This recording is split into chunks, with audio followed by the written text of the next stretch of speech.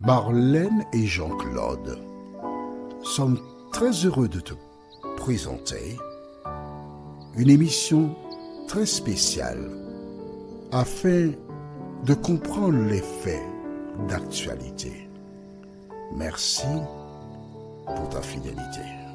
Merci d'être encore là, au pied du Seigneur. Merci de l'aimer. Merci de marcher selon la parole.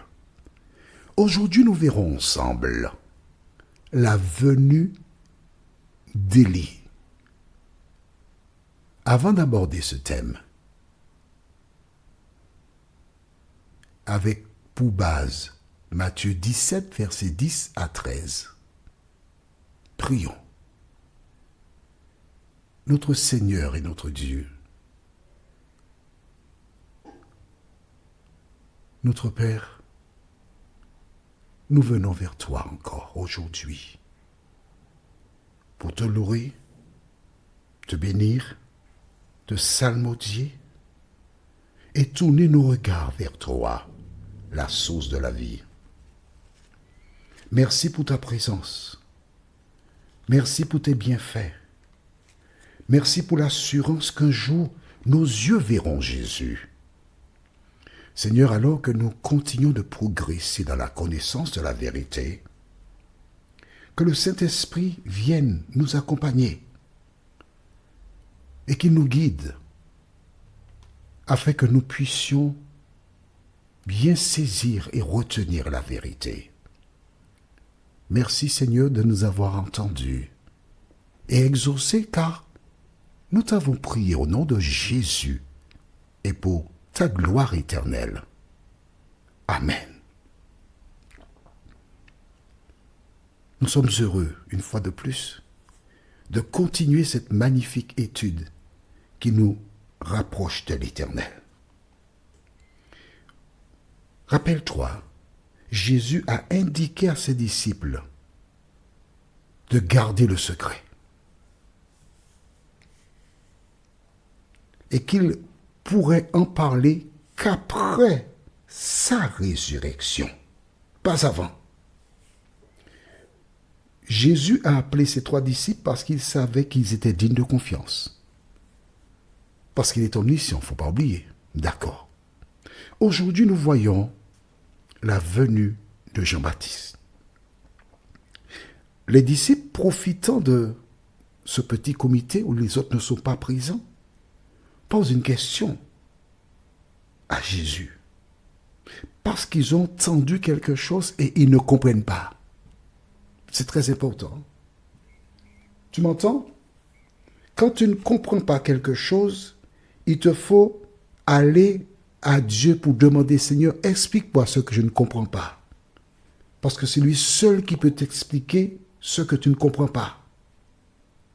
Alors, ils vont poser la question dans Matthieu 17, et nous lisons le verset 10 seulement. D'accord?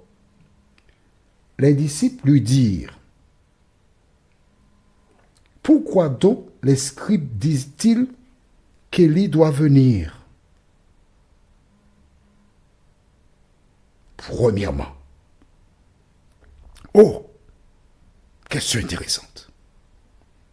Les disciples scrutaient les Écritures. Les disciples connaissaient les Écritures. Ils avaient les Écritures, mais ils ne comprenaient pas les Écritures. Exactement comme toi. Ta mère avait une Bible, tu l'as récupérée. Ou encore, tu as fait la démarche pour aller acquérir une Bible. Et bon, la Bible est là, tu as commencé à lire, tu as vu des choses qui n'allaient pas dans ton sens, tu l'as refermé, puis tu as laissé ça sur l'étagère. La poussière recouvre la Bible. Mais puisque tu avais le désir de connaître la vérité, un jour, Dieu a permis que quelqu'un t'envoie un lien. Quelle est la réponse? Point d'interrogation, chiffre 2. Et à partir de là, tu as écouté une émission, une deuxième, et au fil des jours, des mois, tu es en mesure de découvrir la réponse aux questions que tu as à l'esprit. C'est comme ça fonctionne. Les disciples ont entendu quelque chose, mais ils ne comprenaient pas, ils ne connaissaient pas. Il n'y a aucune gêne à ne pas connaître. Pourtant, ces disciples ont été choisis par Jésus. Pourtant, nous sommes au chapitre 17 du livre de Matthieu. Le livre de Matthieu, il y a 28 chapitres. Donc, on a déjà laissé plus que la moitié. On est d'accord? Puisque 17 et 17 sont quoi? 34. On est à 28. Donc, on a déjà laissé. Et les disciples ne connaissent pas. Tu comprends bien pourquoi qu'il faut continuellement lire la Bible, étudier, chercher à comprendre. Tu comprends mieux pourquoi Jésus a dit « Enseignez-leur à observer tout ce que je vous ai prescrit. » Alors, ils ont posé la question à Jésus. Et quelle fut la réponse? Il répondit, « Il est vrai qu'Élie doit venir et rétablir toutes choses. Mais je vous dis qu'Élie est déjà venu. » Regarde bien, il te dit, « Il est vrai qu'Élie va faire quoi? » Il répondit, « Il est vrai qu'Élie doit venir. » Doit venir. Il doit venir. Donc, il n'est pas encore venu, selon la première partie. Est-ce que tu es d'accord avec moi? Élie doit venir, il n'est pas revenu. Mais en même temps, il dit tout de suite, et rétablir toutes choses. Mais je vous dis qu'Élie est déjà venu. Oh là là. Il doit venir, il est déjà venu, qu'ils ne l'ont pas reconnu et qu'ils l'ont traité comme ils ont voulu. De même, le Fils de l'homme souffrira de leur part. Les disciples comprirent alors qu'il leur parlait de Jean-Baptiste. Jean-Baptiste est le cousin de Jésus. Il avait 6 mois de plus que Jésus. Mais est-ce que Jean-Baptiste est Élie qui doit venir? Non. En fait, qui est Élie? Tu te rappelles? On a vu cela partiellement. Je t'avais expliqué que Élie était celui qui s'était élevé contre la mondanité, Akab et son épouse Jézabel. Et sur le mont Carmel, il y avait eu les prophètes de Baal et d'Astarté qui offrirent un sacrifice, mais leur dieu Baal n'a pas répondu. Ensuite, Élie a offert un sacrifice et l'Éternel a répondu. Et le peuple a crié, c'est l'Éternel qui est Dieu. Et ainsi, le peuple est revenu à l'Éternel par rapport au message d'Élie. Quel était le message d'Élie? Repentez-vous, laissez le péché et venez à Dieu. D'accord? Ensuite, Jean-Baptiste est venu. Quel était le message? Repentez-vous, revenez à Dieu. Jean-Baptiste est mort. Mais après Jean-Baptiste, tous les prédicateurs qui sont venus et qui ont le même message, repentez-vous car le royaume des cieux est proche, ils véhiculent le message d'Élie. Ce n'est pas l'homme, le prophète Élie qui doit revenir, mais c'est le message d'Élie qui doit être proclamé.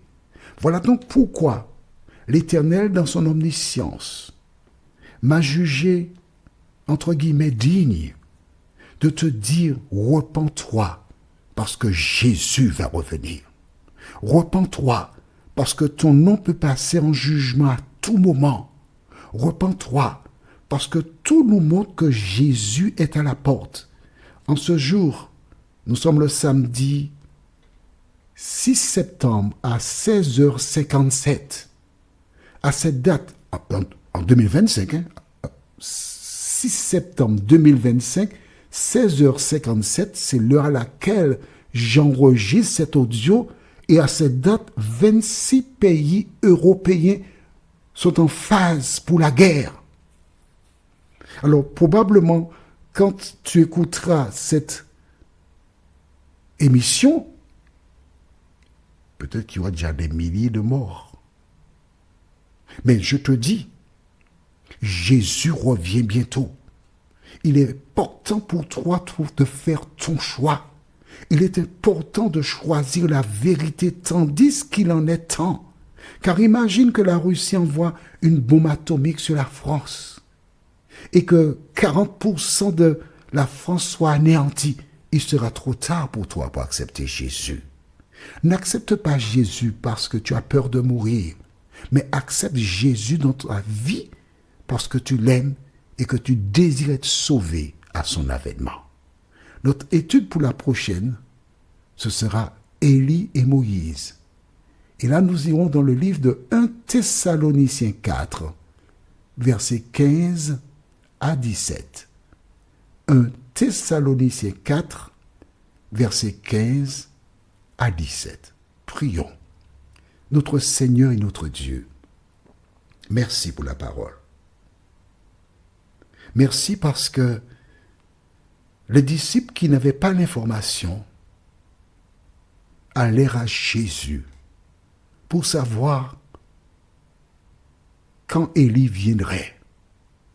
Et tu nous as répondu, Seigneur. Il y a actuellement dans le monde des milliers de personnes qui, par des millions même, par leur vie, leur témoignage, déclarent « Repentez-vous ». Il y a des milliers d'individus, de personnes, qui prêchent partout et invitent les gens à se repentir. Seigneur, sur ce lien, il y a des centaines de personnes qui écoutent ces messages chaque jour et qui découvrent la vérité au fur et à mesure. Permets qu'ils se donnent à toi tandis qu'il en est encore temps, nous t'en prions. Au nom de Jésus et pour ta gloire éternelle. Amen. Que l'Éternel continue de te bénir et il me tarde de te retrouver. Notre thème pour la prochaine fois, Élie et Moïse, 1 Thessaloniciens 4, versets 15 à 17. À bientôt. Nous sommes parvenus au terme de notre réflexion.